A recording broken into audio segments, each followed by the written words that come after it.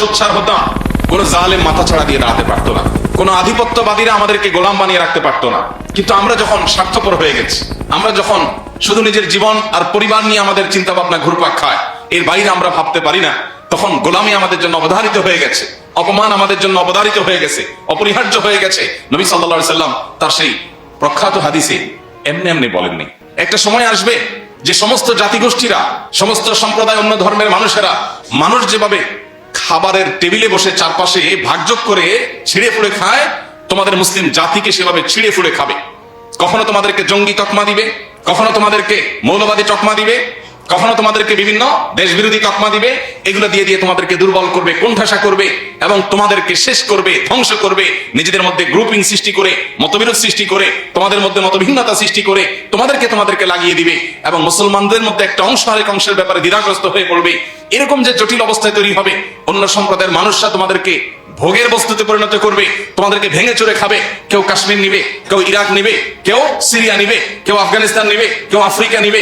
ভাগযোগ করে সবাই তোমাদেরকে যখন লুটপাট করে খাবে, এমন একটা সময় আসবে।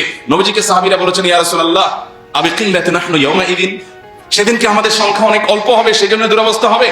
নবীজি বলেছেন, না, বল আনতুম ইয়াউমাইদিন কাসীর, বরং সেদিন তোমাদের সংখ্যা হবে অনেক। দুনিয়াতে কোটি কোটি মুসলমান থাকবে, ওয়ালাকিন্নাকুম গুসাউন কাগুসাইস সাইল, কিন্তু বানের পানির উপরে খড়কুটা যেরকম ভেসে যায়, তোমরা সেরকম খড়কুটার মতো হবে। তোমরা আদর্শহীন মুসলিম হবে, নামে মুসলমান ধারণ করবে, নামাজ পড়াটাকেই শুধু ইসলাম বানিয়ে নিবে, অন্যায়ের বিরুদ্ধে কথা বলাকে তোমরা কোনো ভালো বিষয় মনে করবে না। নবীজি বলেছিলেন, সেদিন তোমাদের এই পরিণতির দুটি কারণ থাকে। এক, হুব্বুদ দুনিয়া, দুই, কারাহিয়াতুল মাউত। তোমাদের মধ্যে দুনিয়ার মোহ অনেক বেশি হয়ে যাবে। দুনিয়ার মোহ যখন বেশি হয়ে যাবে, তখন আমার ফ্যামিলি, আমার বাচ্চা কাচ্চা, আমার বাপ ভাই, আমার নিজের, আমার ব্যবসা বাণিজ্য, আমার ক্যারিয়ার, তোমার চিন্তা শুধু এই চক্রের মধ্যে ঘুরপাক খাবে। এই চক্রকে ভেদ করে তুমি জান্নাত পর্যন্ত দেখতে পাওয়া, আখিরাত পর্যন্ত দেখতে পাওয়া, রবের সন্তুষ্টি অর্জন করা, সার্থক মানুষ হয়ে যাওয়া, এই মানসিকতা তোমাদের মধ্যে থাকবে না। ক্ষুদ্র চিন্তার মধ্যে তোমরা সীমাবদ্ধ থাকবে। এটা মুসলমানের পরিচয় নয়। মুসলমান সেই মানুষ যে আবু বকর ওমরের সন্তান, খালিদ ইবনে ওয়ালিদের সন্তান, ওমর আবু বকরের, ওসমানের সন্তান, আলী রাদিয়াল্লাহু তাআলা আনহুর আদর্শের সন্তান, মুহাম্মদ সাল্লাল্লাহু আলাইহি সাল্লামের রূহানি সন্তান। সেই মুসলমান তো সামান্য শুধু ফ্যামিলির চিন্তা, কয়টা টাকা পয়সার চিন্তা, একটু লাক্সারিয়াস লাইফ লিড করার চিন্তা, একটু ভোগের চিন্তা করবে না। এটা তো পশু পাখিরাও করে, প্রাণীরাও করে। মানুষের মনুষ্যত্ব, ইমানদারের সার্থকতাই হলো তার জীবনকে অন্যায়ের বিরুদ্ধে সর্বোচ্চ সোচ্চার রেখে আল্লাহর রাহে নিজের জীবনকে নজরানা হিসেবে পেশ করতে পারা। এটাই তো মুসলমানের সার্থকতা।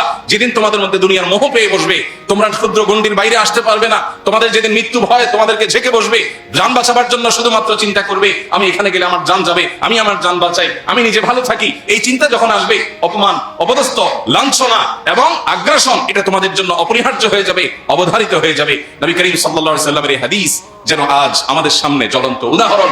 আজ প্রত্যেকটা মুসলমান আমরা নামাজ পড়তে রাজি আছি, রোজা করতে রাখতে রাজি আছি, দান সাদাকা করতে রাজি আছি, সুবহানাল্লাহ আলহামদুলিল্লাহ পড়তে রাজি আছি, তাসবিহাত পড়তে আমরা রাজি আছি। এগুলো ভালো কাজ, কোনো সন্দেহ নেই। কিন্তু আমরা অন্যায়ের বিরুদ্ধে কথা বলতে গিয়ে যদি রিস্ক নিতে হয়, সেই রিস্ক নিতে আমরা রাজি না।